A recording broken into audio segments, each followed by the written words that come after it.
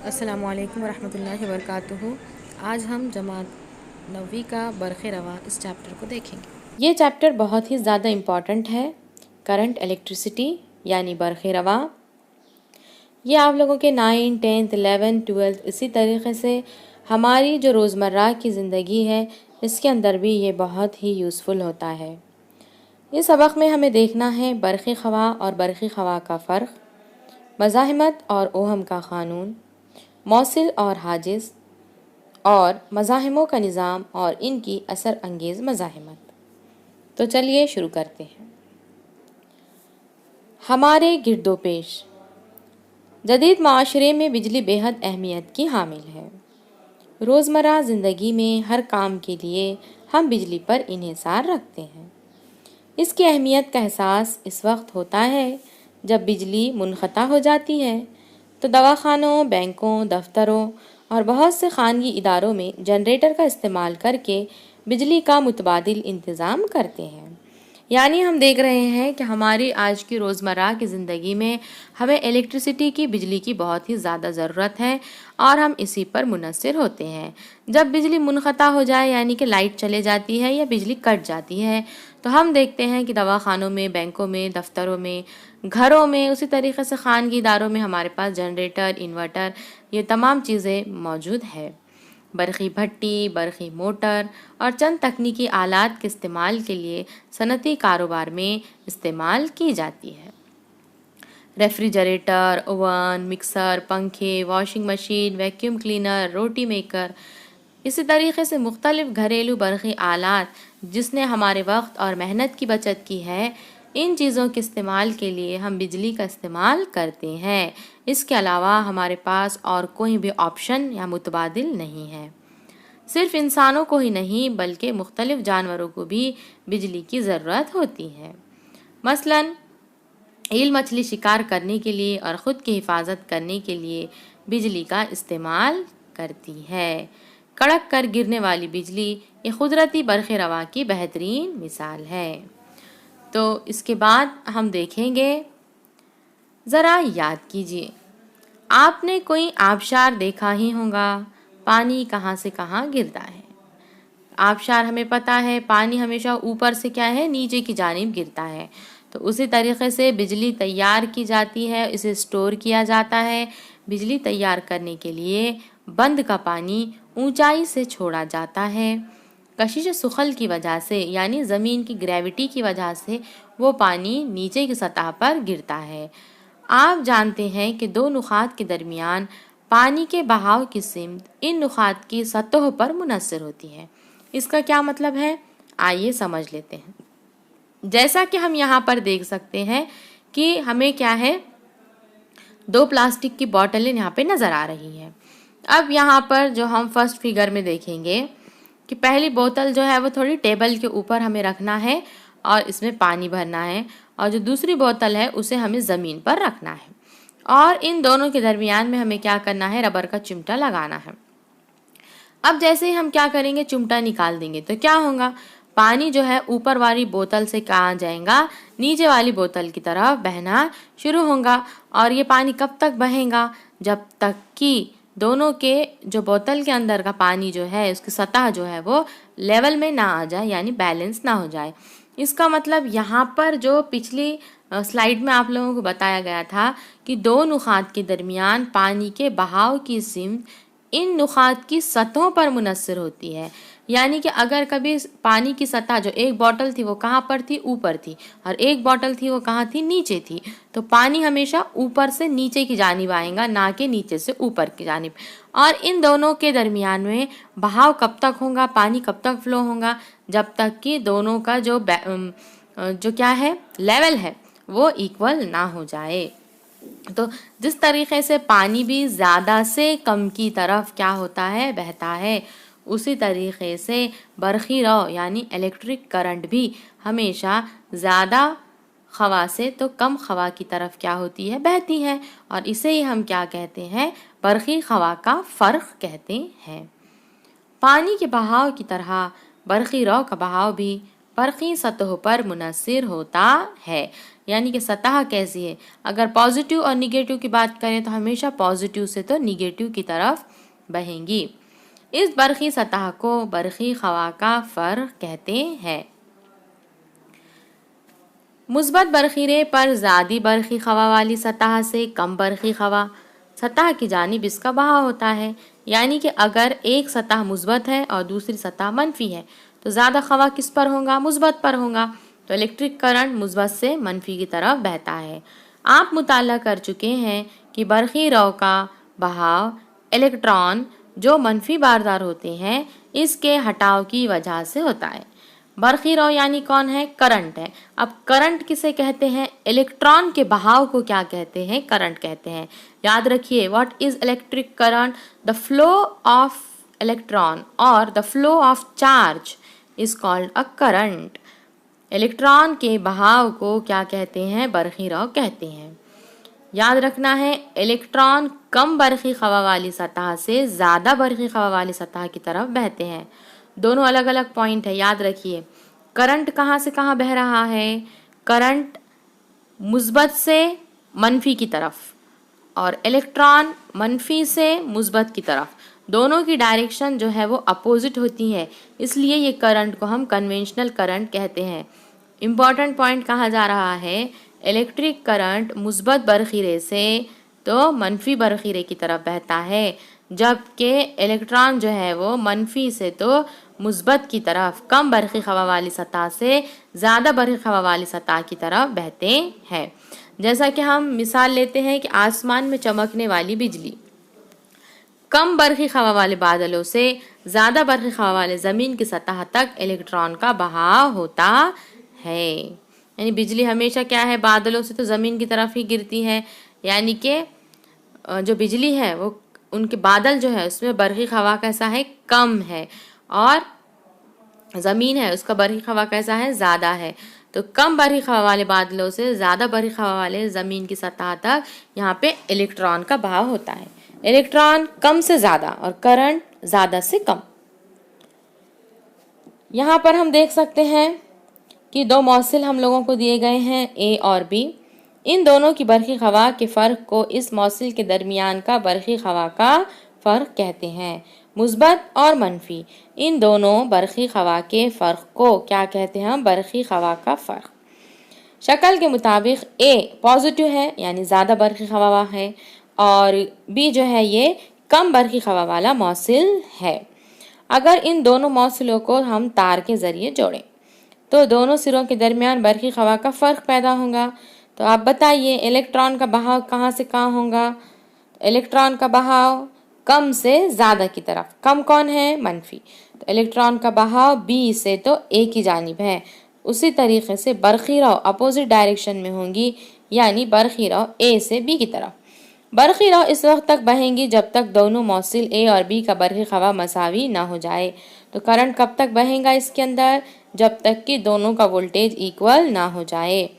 दोनों सिरों के दरमियान बरखी हवा का फ़र्क जब सिफर हो जाए तब बरखी रव बहना बंद हो जाएंगी। जब कम बरखी हवा से ज़्यादा बरखी हवा की जानिब बरखी बार हरकत करता है तो बरखी मैदान इलेक्ट्रिक फील्ड के खिलाफ काम करता है। इसके बाद हम देखेंगे बरखी खाने में बरखी हवा का फ़र्क, यानी potential difference of a cell. बरखी खाना आपको पता है मुस्बत बरखीरे और मनफी बरखीरे के दरमियान बरखी हवा यानी इस खाने का बरखी हवा का फ़र्क है। पॉजिटिव और निगेटिव इन दोनों के दरमियान जो फ़र्क होगा इसे हम बरखी हवा का फ़र्क कहते हैं। बरखी खाना यानी इलेक्ट्रिक सेल में होने वाले कीमियाई अमल बरखीरों के दरमियान बरखी हवा का फ़र्क पैदा करता है। अब आप लोगों को बरखी खाना पता है, बरखी खाने के अंदर क्या होता है, इलेक्ट्रोलाइटिक सेल है, इसके अंदर एनोड होता है, कैथोड होता है। इसे वायर के ज़रिए हम बैटरी के थ्रू क्या करते हैं, सेल के थ्रू लगाते हैं। तो इनके बरखी खाने के अंदर जो है कीमियाई अमल बरखीरों के दरमियान बरखी हवा का फ़र्क पैदा करता है। ये बरखी हवा का फ़र्क यानी जो भी वोल्टेज वहाँ पे जो डिफरेंस है वो इलेक्ट्रॉन को मुतहरिक करता है। इलेक्ट्रॉन मुतहरिक होंगे तो इलेक्ट्रॉन का बहाव होगा, इलेक्ट्रॉन का बहाव होगा तो बरक़ी रौ यानी इलेक्ट्रिक करंट पैदा होती है। मौसल बरक़ी तार की नुक़ात ए और बी तक इकाई बरक़ी बार को ले जाने के लिए किए गए काम को नुक़्ता ए और बी के दरमियान का बरक़ी ख़वा का फ़र्क कहते हैं। अब यहाँ पर क्या है, थोड़ा समझने की कोशिश करें कि ए और बी हैं, ये दोनों कौन है, मौसिल है। अब यहाँ पे कौन फ्लो हो रहा है, हम कह रहे हैं कि करंट क्या हो रहा है, बह रहा है। करंट फ्लो हो रहा है, इसका मतलब इलेक्ट्रॉन जा रहे हैं। इलेक्ट्रॉन यानी बरक़ी बार, याद रखिए इलेक्ट्रॉन यानी क्या है, चार्ज होता है ना, इलेक्ट्रिक चार्ज। तो क्या कौन बह रहा है, इलेक्ट्रॉन बह रहा है, यानी बरक़ी बार बह रहा है। अब एक नुक्ते से दूसरे नुक्ते तक जाने के लिए उसे कुछ ना कुछ क्या करना पड़ेगा, काम करना पड़ेगा, है ना, वर्क करना पड़ेगा। किसको, चार्ज को। चार्ज को हम बरक़ी बार को क्यू से जाहिर करते हैं, तो क्यू को जाने के लिए वर्क करना होगा। तो यही वर्क जो है, किया गया काम डिवाइडेड बाय मुंतकिल शुदा बरक़ी बार की कुल मिक़दार, इसी को ही हम दो नुक़ात के दरमियान बरक़ी ख़वा का फ़र्क कहते हैं। ये थोड़ा समझिए आप, दो नुक़ात के दरमियान बरक़ी ख़वा का फ़र्क यानी पोटेंशियल डिफरेंस, सीधा सीधा वोल्टेज। वोल्टेज किसे कहते हैं, तो आप समझिए कि एक चार्ज को एक पॉइंट से दूसरे पॉइंट पर जाना है, तो इसे जाने के लिए क्या करना पड़ेगा, काम करना पड़ेगा, यानी वर्क करना पड़ेगा। तो वो वर्क, वो काम बटे बरक़ी बार की कुल मिक़दार, तो कितना बरक़ी बार उसमें से गया, इसे हम क्या कहेंगे, बरक़ी ख़वा का फ़र्क। फॉर्मूला याद रखें, V = W/Q। Q को जाने के लिए किया गया W काम, ये भी कहलाता है। अब पोटेंशियल डिफरेंस है, बरक़ी खाने में बरक़ी ख़वा का फ़र्क V से जाहिर करेंगे तो इसकी यूनिट हो जाएंगी वोल्ट, तो V की जगह पे हमने वोल्ट लिखा। W यानी वर्क, वर्क को जूल में नापते हैं तो J लिखा। Q यानी कि चार्ज है, बरक़ी बार है, इसका यूनिट होता है कुलम। सबको 1 लगा दें तो क्या हो जाएगा, 1 वोल्ट = 1 जूल/1 कुलम। तो यहाँ पर बरक़ी ख़वा का फ़र्क जो है, पोटेंशियल डिफरेंस की यूनिट क्या है, वोल्ट है। ऐसा निज़ाम में बरक़ी ख़वा के फ़र्क की इकाई वोल्ट है। इम्पॉर्टेंट फार्मूला है V = W/Q। ये हो गया है उसका ज़ाब्ता, और यूनिट क्या है, 1 वोल्ट = 1 जूल/1 कुलम। अब यहाँ पर साइंसदानों का तारुफ दिया गया है। इतालवी साइंसदान अलेजेंड्रो वोल्टा ने पहला बरक़ी खाना यानी बैटरी तैयार किया, और इसी की याद में बरक़ी ख़वा के फ़र्क की इकाई को वोल्ट का नाम दिया गया है। अब यहाँ पे थोड़ा आप लोगों ने याद रखना है कि ये फिज़िक्स के कंसेप्ट हैं, और थोड़ा आप लोगों को यहाँ पे दिल लगा के इसे समझने की कोशिश करनी चाहिए।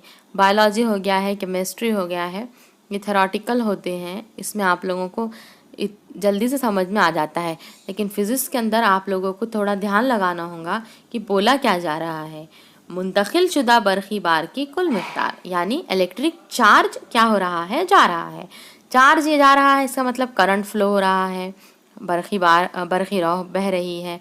तो वो जो चार्ज जाने के लिए कितना कुछ तो भी काम करना होगा, तो वो काम डिवाइडेड बाय जो चार्ज जा रहा है, W/Q, इसी को हम क्या कहते हैं, बरक़ी ख़वा का फ़र्क। इसके बाद क्या आप जानते हैं, बरक़ी ख़वा के फ़र्क की अक़ल तरीन मिक़दार को मंदरजा ज़ैल इकाई में ज़ाहिर किया जाता है, यानी कम वोल्टेज है या ज़्यादा वोल्टेज है, ऐसा याद रखें। अक़ल तरीन यानी कि कम से कम, तो कम वोल्टेज को मिली वोल्ट और माइक्रो वोल्ट में ज़ाहिर करते हैं। तो 1 मिली वोल्ट की कीमत होती है 10⁻³ वोल्ट, और उससे भी कम माइक्रो में है 1 माइक्रो वोल्ट 10⁻6 वोल्ट। अब अगर ज़्यादा है, वोल्टेज ज़्यादा है, बरक़ी ख़वा के फ़र्क की ज़्यादा मिक़दार को नापने के लिए हम किलोवाट एंड मेगावाट का इस्तेमाल करते हैं। 1 किलोवाट = 10⁻³ वाट एंड 1 मेगावाट = 10⁻6 वाट। तो ये वैल्यूज़ आप लोगों को याद रखनी है। न्यूमेरिकल्स जो भी आपकी मिसालें रहती है, इसमें आप लोगों को कन्वर्जन के लिए ये आता है। इसके बाद है आज़ाद इलेक्ट्रॉन। Free electron. धाती मौसिल के हर जौहर में एक या एक से ज़्यादा इलेक्ट्रॉन ढीली बंदिश वाले होते हैं। यही ढीली बंदिश वाले इलेक्ट्रॉन आज़ाद इलेक्ट्रॉन कहलाते हैं। शक्ल 3.3 की तरह एक हिस्से से दूसरे हिस्से तक आसानी से हरकत कर सकते हैं। इसलिए आज़ाद इलेक्ट्रॉन के ज़रिए मनफी बार की भी तरसील होती है, यानी आज़ाद इलेक्ट्रॉन मनफी बार के मौसिल होते हैं। अब एक बात याद रखिए, धाती मौसिल यानी कि धात की बात की जा रही है। हम देखते हैं कि जो भी तार हम इलेक्ट्रिसिटी के अंदर इस्तेमाल करते हैं, तांबे के तार होते हैं वो, तो यहाँ पे हमें पता है कि मेटल्स के अंदर, धात के अंदर से करंट पास होता है। तो क्यों धात के अंदर से ही क्यों करंट पास होता है, उसका रीज़न क्या है कि धातु के अंदर क्या है, आज़ाद इलेक्ट्रॉन होते हैं और ये आज़ाद इलेक्ट्रॉन क्या होंगे, फ्लो होंगे, उनका बहाव होगा। और हमने आपको कहा है कि इलेक्ट्रॉन का फ्लो, इलेक्ट्रॉन का बहाव, इसे ही हम क्या कहते हैं, करंट कहते हैं। तो इस तरीके से ये आज़ाद इलेक्ट्रॉन एक हिस्से से दूसरे हिस्से तक आसानी से हरकत करते हैं। अब इलेक्ट्रॉन पर क्या होता है, मनफी बार होता है, यानी आज़ाद इलेक्ट्रॉन, इन पर कौन सा चार्ज है, निगेटिव चार्ज, ये मनफी बार के मौसिल होते हैं। इसके बाद तार से बरही रौ का बहना, इलेक्ट्रिक करंट। अब यहाँ पे आप लोगों को ए और बी दो शक्लें बताई गई हैं। शक्ल ए के मुताबिक अगर धाती तार को किसी सेल या बैटरी से ना जोड़ा गया हो तो इसमें मौजूद इलेक्ट्रॉन धाती जौहरों के दरमियान तमाम सिमतों में आज़ादाना हरकत करते रहते हैं। अब यहाँ पे ये क्या है कि एक तार है, जो आपको ग्रीन कलर का नज़र आ रहा है, वो एक क्या है, तार है, धाती तार है। अब धाती तार में क्या रहेंगे, अभी हमने देखा था आज़ाद इलेक्ट्रॉन, और ये आज़ाद इलेक्ट्रॉन बेतुकी हरकत कर रहे हैं, रैंडम मोशन कर रहे हैं, इधर उधर किधर भी ये फिर रहे हैं। तो ऐसे इलेक्ट्रॉन को हम फ्री इलेक्ट्रॉन या आज़ाद इलेक्ट्रॉन कहेंगे। लेकिन जैसे ही हमने इस तार को कैसे जोड़ दिया है, आप भी फिगर में देखिए, बरक़ी खाने से या सेल से क्या है, जोड़ दिया है। तो जोड़ने के बाद ये इलेक्ट्रॉन अब बेतुकी हरकत जो है इन्होंने बंद कर दिया है और ये यूनिफॉर्म मोशन बता रहे हैं। जब धाती तार के सिरों को खुश्क खाने जैसे बरक़ी खाने से क्या कर दिए हैं, जोड़ा जाता है, तो जो आज़ाद इलेक्ट्रॉन थे इनके ऊपर क्या हो जाएंगी, बरक़ी हवा की वजह से एक क़ुव्वत काम करती है। अब इलेक्ट्रॉन आपको पता है, इलेक्ट्रॉन पे माइनस चार्ज है, निगेटिव चार्ज है। ये निगेटिव चार्ज है तो किसकी तरफ अट्रैक्ट करेगा, वो बरक़ी सेल की पॉजिटिव की तरफ। तो आप देख सकते हैं इलेक्ट्रॉन का जो बहाव है वो यूनिफॉर्मली पॉजिटिव जो बरक़ी रहा है इसकी तरफ है। तार के आज़ाद इलेक्ट्रॉन पर एक बरक़ी हवा की वजह से बरक़ी क़ुव्वत काम करती है। चूँकि इलेक्ट्रॉन मनफी बारदार है इसलिए वो सेल या बैटरी के मनफी सिरे पर कम बरक़ी हवा है, मुस्बत सिरे पर ज़्यादा बरक़ी हवा है, तो मनफी से मुस्बत की जानिब हरकत करना शुरू करते हैं, जैसा कि शक्ल में बताया गया है। तो यहाँ पर अब कौन बह रहा है, इलेक्ट्रॉन है। इलेक्ट्रॉन के बहाव से क्या हो जाएगा, करंट पैदा होगा, यानी इलेक्ट्रॉन का बहाव ही करंट कहलाता है। याद रखिए इलेक्ट्रॉन जो है वो मनफी से मुस्बत की तरफ और इसके अपोजिट डायरेक्शन में मुस्बत से मनफी की तरफ करंट का बहाव होगा। तो बरक़ी रौ इलेक्ट्रिक करंट किसे कहते हैं?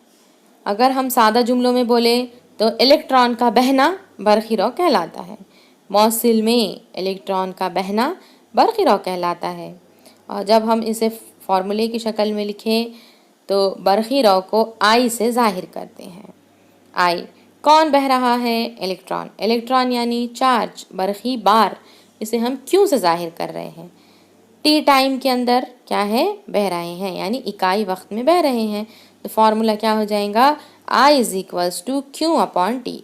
एक मरतबा फिर से समझिए, आई यानी करंट, क्यू यानी चार्ज यानी इलेक्ट्रॉन, टी यानी के टाइम। तो टी टाइम में क्यू इलेक्ट्रॉन मौसिल से बह रहे हैं, यानी आई बरक़ी रौ होंगी। बरक़ी रौ की पैमाइश इकाई वक्त में बहने वाले बरक़ी बार की मकदार के मसावी होती है। अगर एक मौसिल के अर्जी तराशे से यानी एरिए से, अर्जी तराशे यानी एरिए से, कि एक वायर है, मौसिल यानी वायर, यहाँ पे लीजिए, इसके अर्जी तराशे से वक्त लेना है टी, क्यों बरक़ी बार बह रहा हो। बरक़ी बार यानी कौन है, चार्ज। कौन बह रहा है? इलेक्ट्रॉन। तो क्यू से जाहिर कर रहे हैं हम उसे, क्यू बहता हो तो बरखी रॉ यानी करंट का फॉर्मूला क्या हो जाएगा? बरखी रॉ is equals to I is equals to Q upon T. अब आपको पता है क्यू यानी कि चार्ज, बरखी बार, इसकी इकाई होती है कुलम। तो क्यू की जगह पे हम लिखेंगे सी, टाइम को नापेंगे हम सेकंड में, तो वो हो जाएगा सी बटे एस यानी कुलम बटे सेकंड। तो यहाँ पर जो करंट की इकाई होंगी इसे एम्पियर में जाहिर करते हैं। एक इलेक्ट्रॉन पर बरखी बार, बहुत इंपॉर्टेंट पॉइंट है, इलेक्ट्रॉन पर बरखी बार कितना होता है? यहाँ पर माइनस साइन इन्होंने लिखना भूल गए हैं। -1.6 इंटू 10⁻⁻19 कुलम होता है। इलेक्ट्रॉन का बरखी बार कितना होता है? -1.6 ज़रब 10⁻19 कुलम। और प्रोटॉन का भी इतना ही होगा, मगर माइनस की जगह सिर्फ प्लस लेना है। एम्पियर किसे कहते हैं? अब देखिए, आई का फॉर्मूला क्या है? I is equals to Q by T. अब आई का यूनिट क्या है? एम्पियर, तो यहाँ पे हमने 1 एम्पियर लिखा। क्यू का यूनिट क्या है? Coulomb, 1 coulomb. टी का यूनिट क्या है? Second, 1 second. तो क्या हो जाएगा? 1 ampere is equals to 1 coulomb upon 1 second. यानी किसी मौसिल में 1 सेकंड में अगर 1 कुलम बरखी बार गुजरता हो, देखिए फिर से, 1 सेकंड में यानी कि टाइम की जगह पे 1 सेकंड लिया है, क्यू की जगह पे 1 कुलम, क्यू क्या है? बरखी बार है। तो 1 कुलम बरखी बार गुजरता हो तो कहा जाता है कि इस मौसिल से बहने वाली बरखी रॉ यानी करंट 1 एम्पियर होती है। क्या आप जानते हैं बरखी रॉ की अक़ल तरीन मिक़दार को यानी कम से कम जो वैल्यू नापनी है करंट की, वो मिली एम्पियर या माइक्रो एम्पियर में नापते हैं। 1 मिली एम्पियर की कीमत होती है 10⁻³ एम्पियर और 1 माइक्रो एम्पियर की होती है 10⁻6 एम्पियर। ये जो यहाँ पे फ्रांसीसी रियाज़ीदां और साइंसदां यहाँ पे आपको एम्पियर नज़र आ रहे हैं, उन्होंने बरखी रॉ से मुताल्लिक़ अहम तजुर्बात किए हैं और इनके याद में ही बरखी रॉ की पैमाइश यानी करंट की इकाई को एम्पियर का नाम दिया गया है। यहाँ पर एक इसकी मिसाल देख लेते हैं, किस तरीके से आप लोगों को प्रॉब्लम आती है। एक मौसिल तार में से 0.4 एम्पियर बरखी रॉ 5 मिनट के लिए गुजरती हो, तो इस तार से गुजरने वाला बरखी बार मालूम कीजिए।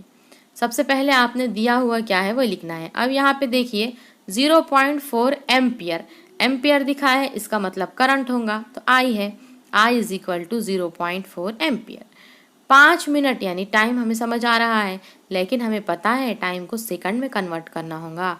तो 5 का 5, 1 मिनट यानी 60 सेकंड, 5 ज़रब 60 सेकंड, तो ये हो गया है 300 सेकंड। बरखी बार मालूम करना है, क्यू मालूम करना है। तो फार्मूला क्या है हमारे पास? Basic formula I is equals to Q upon T. Current का भी जो हमने पिछला जो फार्मूला यहाँ पर देखा था, I is equals to Q by T, यहाँ से हमें क्यू मालूम करना है। तो क्यू का फार्मूला हो जाएगा, ये दोनों का हम ज़रब ले लेंगे, आई को ज़रब करेंगे किससे? टी के साथ। तो Q is equal to I multiply by T. I कितना है? 0.4, टाइम हमने 300 सेकेंड लेना है, पॉइंट यहाँ पर है, इधर से एक 0 कैंसिल हो गया है, यानी 4 ज़रब 30 हो जाएगा, 4 तिया 12, 120 कुलम। इस तरीके से तार से गुजरने वाला बरखी बार 120 कुलम होगा। तो आप देखिए मुख्तलिफ मिसालें जो हैं आप लोग इस तरीके की सॉल्व करें। नवनीत की डाइजेस्ट में भी आप लोगों को बहुत सारी मिसालें दी गई है, तो आप उसे सॉल्व करें और अगर कोई डाउट है तो मुझे कमेंट बॉक्स में आप पूछ सकते हैं। नेक्स्ट पार्ट जो है हम मज़ाहिमत और ओहम का क़ानून देखेंगे। तो आज के लिए बस इतना ही।